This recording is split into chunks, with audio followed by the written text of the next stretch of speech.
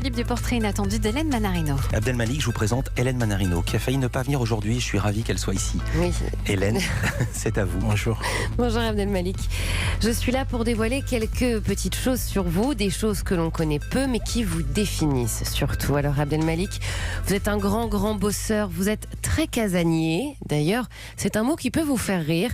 Et si vous sortez, c'est uniquement pour le travail. Vous bossez tellement que parfois, vous oubliez même de manger, notamment en tournée, et cela peut rendre assez dingue votre équipe quand même. Vous êtes capable de rester dans votre chambre d'hôtel quand vous produisez en Guadeloupe ou en Martinique pour écrire, et puis écrire, et ça depuis tout petit. Mais ce travail, c'est aussi votre spiritualité, Abdelmalik. Vous n'aimez pas le changement. Certains vous surnomment le papy. Vous n'avez pas changé de banque depuis 30 ans, par exemple. Comment vous savez ça? C'est moi qui pose la question. Mais c'est quoi cette histoire? Waouh! Mais c'est étonnant que vous sachiez tout ça. Non, mais c'est Bercy. Non, mais...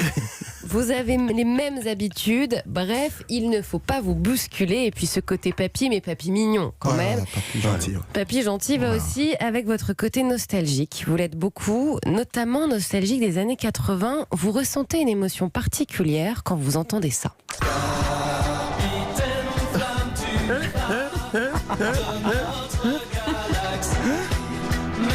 Mais c'est incroyable que vous sachiez tout ça. Ah, la tête que vous faites, ça vous touche? Capitaine Flamme. Non, ça m'émeut.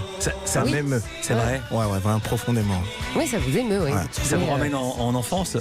Ouais, ça me ramène en enfance, un contexte, une époque. Enfin, c'est incroyable. Ma cité, au Neuf, à Strasbourg. Enfin, plein de choses. Mes parents, enfin, ouais. C'est marrant. Il y a aussi Goldorak. Goldorak. Alors, Vous auriez pu mettre ça aussi. ce n'est pas le seul souvenir de votre enfance, non, une enfance où vous rêviez d'atteindre, j'espère que je le dis bien, l'Eynes, un endroit de votre quartier. Non, mais là, c'est pas normal. Là, Allez-y. Non, là, il y a un problème. Attendez, racontez d'abord ce que c'est pour les gens qui ne connaissent pas. Je vous laisse le raconter. Moi, Qu'est-ce que ça c'est? va être mieux avec vous. Waouh. Ben, en fait, l'Eynes, c'était un endroit dans la cité. C'était l'endroit où, on va dire, toutes les jeunes filles et les jeunes garçons branchés. C'était l'endroit où on allait, on se rencontrait, etc. Mais vraiment, fallait être fallait être vraiment le gars ou la fille branchée, quoi. Et donc moi, je voulais aller là-bas, forcément, comme tout le monde.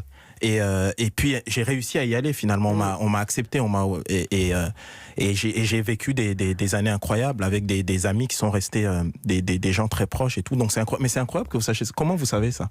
C'est son métier. C'est le mystère. Ouais, Alors, vous étiez un petit garçon romantique aussi. Il y a une femme dont vous étiez très amoureux.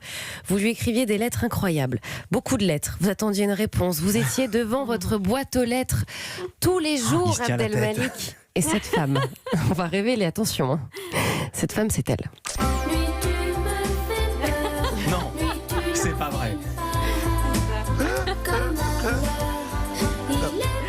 C'est incroyable. C'est incroyable. Il faut dire qui c'est. Elsa. Ah bah c'est Elsa, La chanteuse Elsa, ouais. Que je n'ai jamais rencontrée. Non, jamais. Jamais. Vous aimeriez, ou au contraire, vous voulez garder ça comme un fantasme éthéré d'enfance? Je sais pas.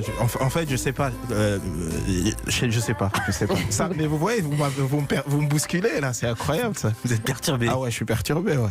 Alors, c'est incroyable. ces personnages qui vous rendent nostalgique, nous en sommes à 2 personnages, Capitaine Flamme, Elsa, et comme on dit, jamais 203.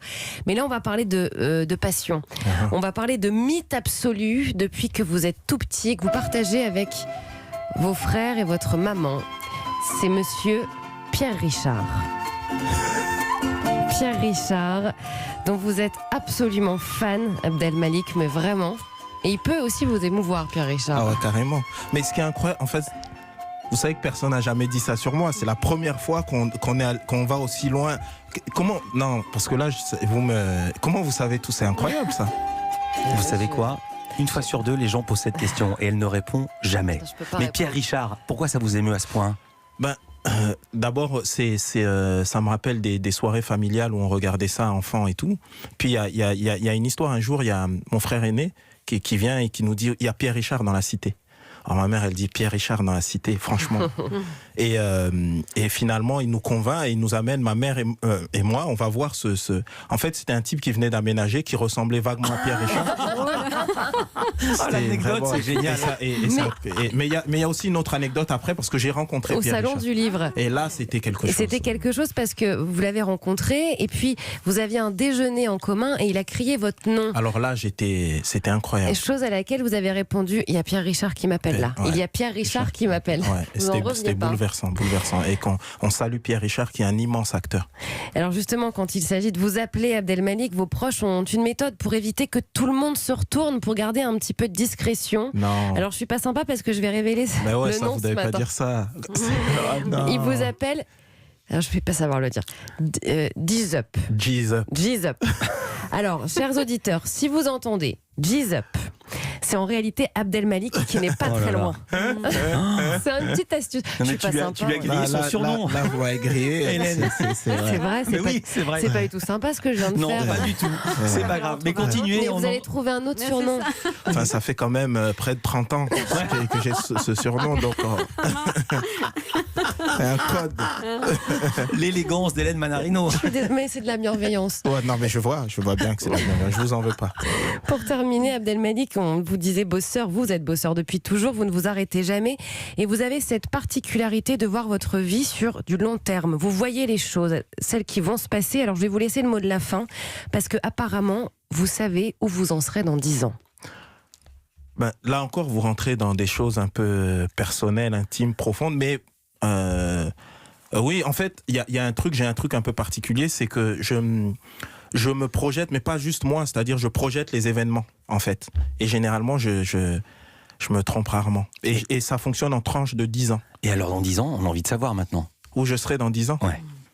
Non, là, quand même, on va garder un peu de mystère. Quand même. Là, on a tout révélé. On a tout révélé. Dans 10 ans, je serai dans un endroit particulier. Mais en tout cas, ça sera un endroit, je pense, où avec d'autres, on fera avancer, on continuera à faire avancer positivement la France. Voilà. Vous savez où vous serez dans 3 minutes? Dans 3 minutes, je serai avec vous. Ouais. Quel bel enchaînement.